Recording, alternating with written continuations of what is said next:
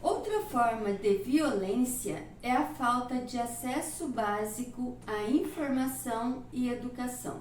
A Constituição de 1967 tirou a obrigatoriedade da parcela mínima do orçamento, tanto na esfera nacional quanto municipal, destinada à educação no país. Em 1961, 12% do produto interno bruto era destinado à educação, o que foi revogado. Os militares se preocuparam com a ampliação do número de vagas nas escolas, no chamado ensino de primeiro grau, dos 7 aos 14 anos, equivalente ao atual ensino fundamental. Mas não se preocuparam em aumentar as verbas para a educação básica. Foi o início do processo de precarização da escola pública, que ainda tem reflexos nos dias atuais.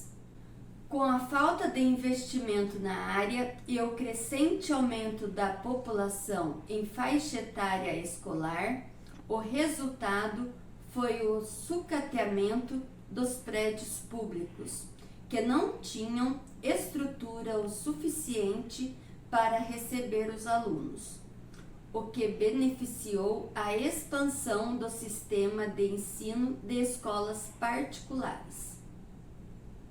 Contudo, tanto escolas públicas quanto as particulares foram afetadas por uma série de imposições do governo sobre o cotidiano pedagógico.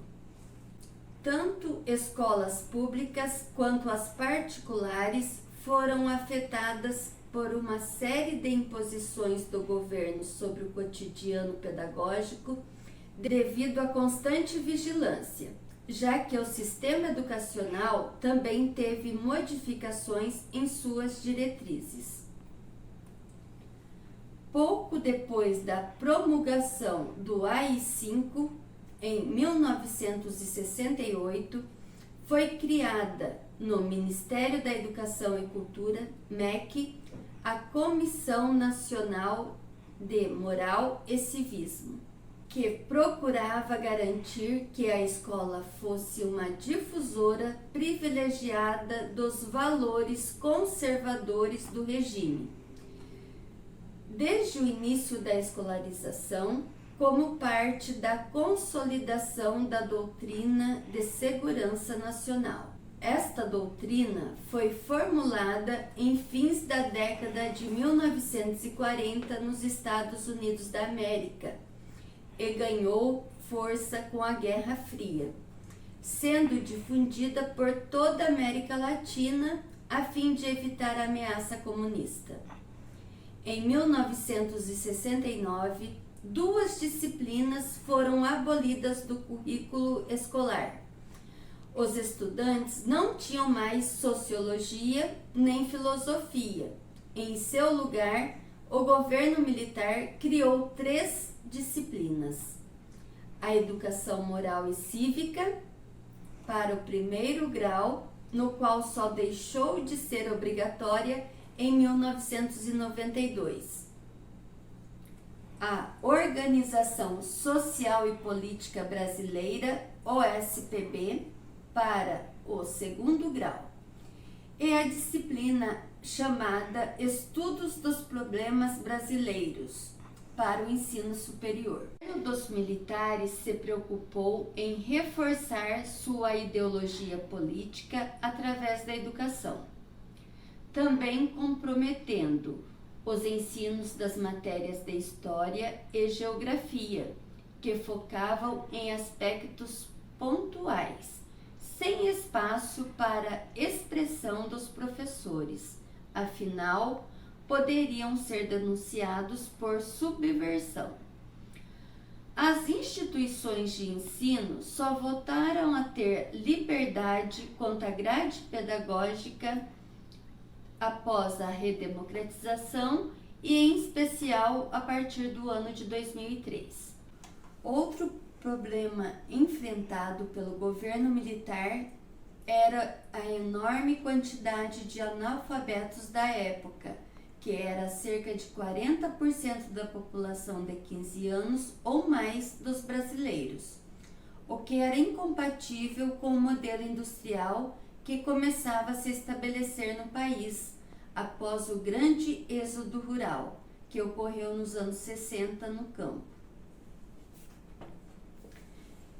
Precisando de mão de obra qualificada em um curto período de tempo, o governo militar investiu no ensino técnico, além da criação do Movimento Brasileiro de Alfabetização, Mobral, em 1967, no qual sofreu várias críticas de educadores da época.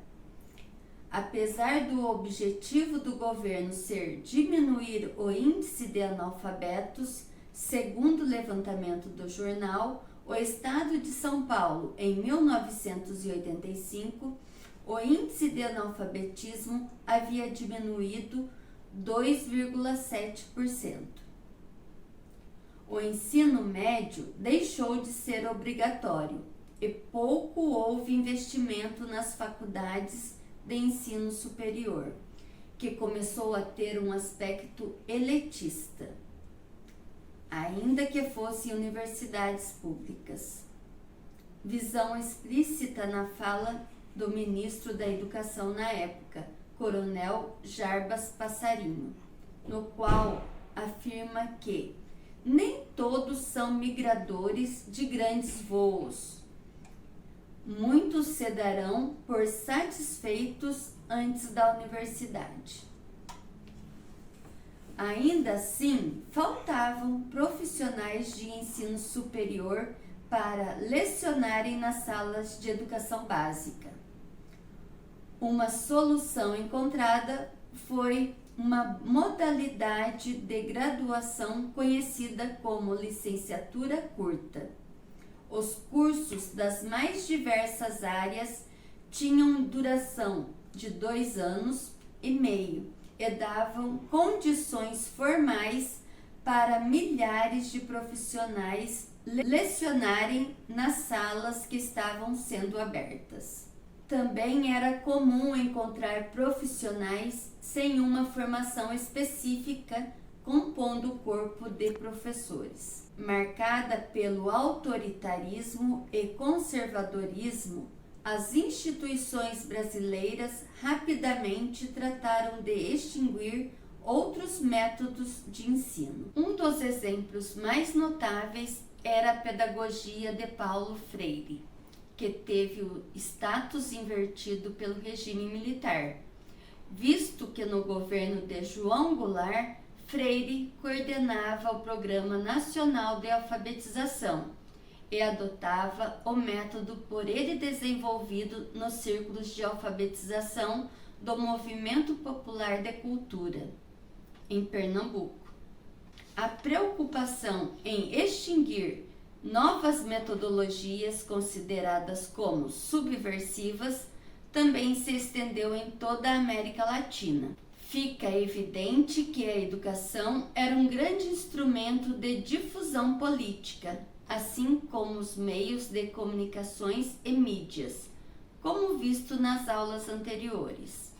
A omissão de informações é também uma forma de violência, utilizada para reafirmar o poder político do regime militar. No que tange à importância do resgate à memória e também à importância do estudo da história, que foi negligenciado na época do regime, é preciso ressaltar as palavras de Walter Benjamin, um dos filósofos mais importantes do século XX, que mais sofreu censura e exílio, por ser um judeu em plena Alemanha da Segunda Guerra Mundial. O anjo da história deve ter esse aspecto.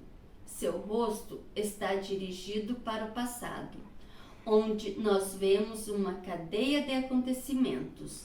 Ele vê uma catástrofe única, que acumula incansavelmente ruína sobre ruína e as dispersa a nossos pés. Ele gostaria de deter-se para acordar os mortos e juntar os fragmentos. Mas uma tempestade sopra do paraíso e prende-se em suas asas com tanta força que ele não pode mais fechá-las. Essa tempestade o impele irresistivelmente para o futuro, ao qual ele vira as costas, enquanto o amontoado de ruínas cresce até o céu. Essa tempestade é o que chamamos de progresso. Segundo as lições de Walter Benjamin, é possível compreender que o conhecimento do passado possa causar uma reflexão e, assim, causar uma transformação e emancipação social de eventos futuros. Também, de acordo com alguns historiadores, como Pollack e Funari, a importância da preservação do patrimônio histórico pode ser associada à memória coletiva e individual, pois é através da memória que compreendemos o passado, o comportamento de um determinado grupo social, cidade e nação. Sendo assim, é preciso olhar para as pessoas, seus depoimentos, registros e outras formas de expressão, como filmes e músicas, já que são fruto do meio ao qual viveram e também têm muito a nos dizer, já que foram silenciadas por boa parte do século passado.